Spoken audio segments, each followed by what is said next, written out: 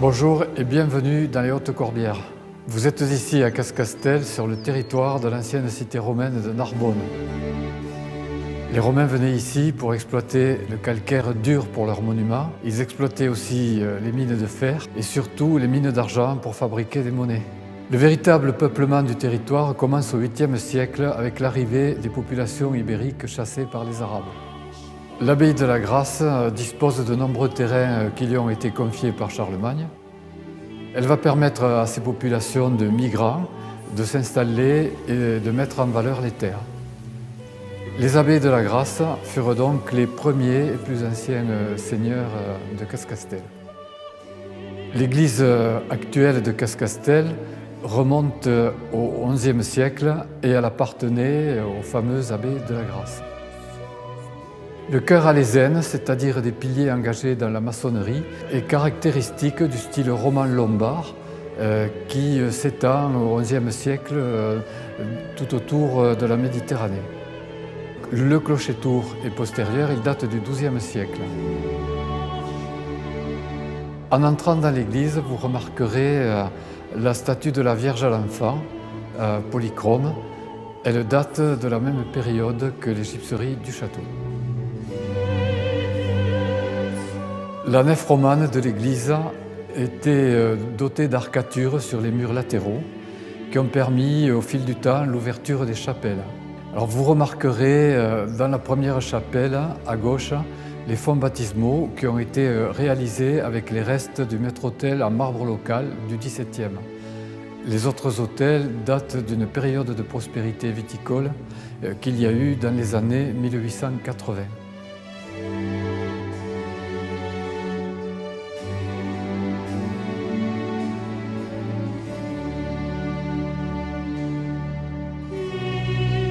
Dans les années 1930, de nombreuses réparations ont été effectuées dans l'église.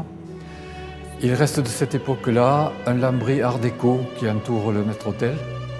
Par contre, les sols ont été refaits et ils ont occulté toutes les sépultures des anciens seigneurs qui étaient situées dans l'une des chapelles.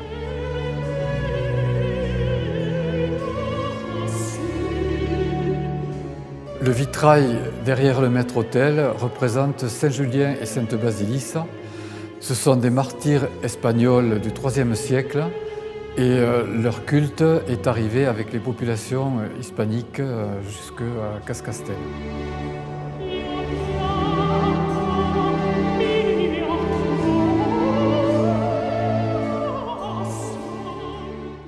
Au XIIe siècle, des petits seigneurs de Cascastel émergent et y construisent cette magnifique tour.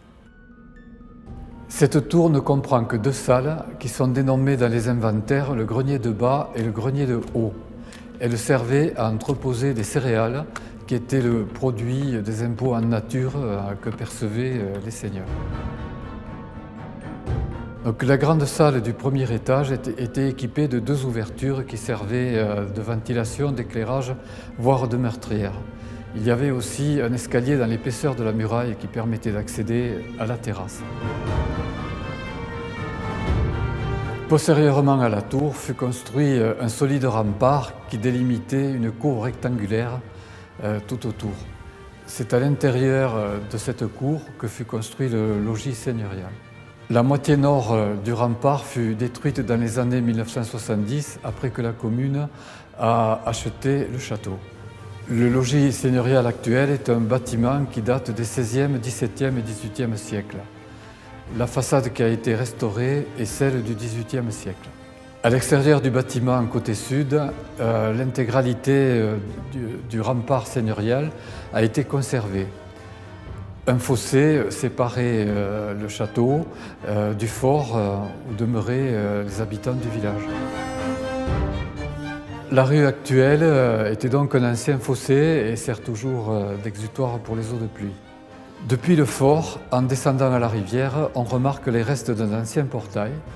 Celui-ci est décrit dans la charte de reconstruction du fort de Cascastel en 1390 comme le portail d'eau qui permettait aux habitants d'accéder à la rivière. Les maisons qui donnent actuellement sur la rivière ont été construites sur le rempart de la charte de 1390. Le magnifique pont de pierre tel que vous le voyez aujourd'hui a été reconstruit. Il a été emporté par l'inondation en 1999 et reconstruit à l'identique en 2003. Ce pont est demeuré privé jusqu'en 1966, à l'époque où la commune a acheté l'ensemble de la parcelle. Ce pont servait aux propriétaires du château pour accéder au moulin. Les céréales et les moulins constituaient une part importante des revenus seigneuriaux. L'origine de la fortune des seigneurs de Cascastel qui leur a permis d'édifier les beaux bâtiments que vous allez découvrir. En 1562, le seigneur de Cascastel est un certain Jean d'Ars. Il dénombrait au roi 33 seigneuries dans les Corbières. Mais c'est à Cascastel qu'il demeurait, c'était sa maison. Le nom du village de Cascastel peut paraître assez hermétique, mais Jean d'Ars en avait fait le chef-lieu de sa seigneurie, là où il résidait. Si l'on se réfère à l'occitan, on obtient Cap, la tête, et Castel, le château, c'est-à-dire le chef-lieu de la seigneurie. Au XVIIIe siècle, la famille d'Ars est quasiment éteinte. C'est en effet en 1734 que la famille Pailloux rachète la seigneurie. En fait, Gaspard Pailloux va décéder dans l'année et c'est sa veuve Marie-Thérèse de Ros qui va pendant plusieurs années poursuivre les acquisitions. Marie-Thérèse de Ros est un personnage intéressant. Elle est fille du comte de Sanféliou, 5e fortune des Pyrénées-Orientales, et veuve du baron Gaspard de Gléon, baron de Durban. C'est à cette époque que la grande salle de la famille d'Ars devient le salon du Levant. Au niveau de ce décor de gypserie, nous avons une représentation profane de la féminité à travers les traits de la déesse Diane et de Marie-Thérèse de Ros, déesse de la clarté lunaire et de la féminité. Le style du décor que vous avez devant vous est rocaille.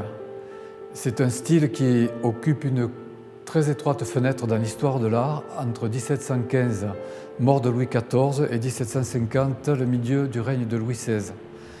Les rocailles, ce sont ces formes que vous pouvez voir et qui ressemblent effectivement à des coquilles. Ce style s'inspire de la nature, qu'il reproduit d'une manière totalement libre et exubérante. L'une de ses caractéristiques, c'est une harmonie d'ensemble, mais c'est aussi une absence de symétrie. À droite du miroir, vous pouvez voir d'un côté des feuilles de chêne, de l'autre des joncs. Au-dessus du miroir, vous pouvez voir un cygne et en face une rocaille. La présence de la déesse Diane au centre du décor nous indique que nous sommes dans une description mythologique. Nous avons sur tout un panneau une magnifique scène de chasse avec des animaux traités avec beaucoup de réalisme et des reliefs remarquables. L'une des thématiques de ce style, c'est également la représentation du jardin des Hespérides, le fameux jardin qui, selon le mythe, contenait un pommier aux pommes d'or. Et ce pommier était gardé par un dragon. Et ici, aux 4 encoignures de la pièce, nous avons un dragon qui garde ce magnifique décor. Alors, ce décor est une réalisation artistique pure, mais c'est aussi quelque part le miroir du cadre dans lequel vivaient les habitants du château au XVIIIe siècle. L'élément constitutif de ce décor, c'est le gypse, qui est particulièrement sensible à l'humidité. Donc le décor était très abîmé et c'est vraiment in extremis que nous avons réussi à le sauver. Pour y parvenir, il a fallu que le ministère de la Culture reconnaisse son intérêt artistique, historique et culturel. C'est dans ce cadre insolite du château de Cascastel que vécut Joseph Gaspard Pailloux.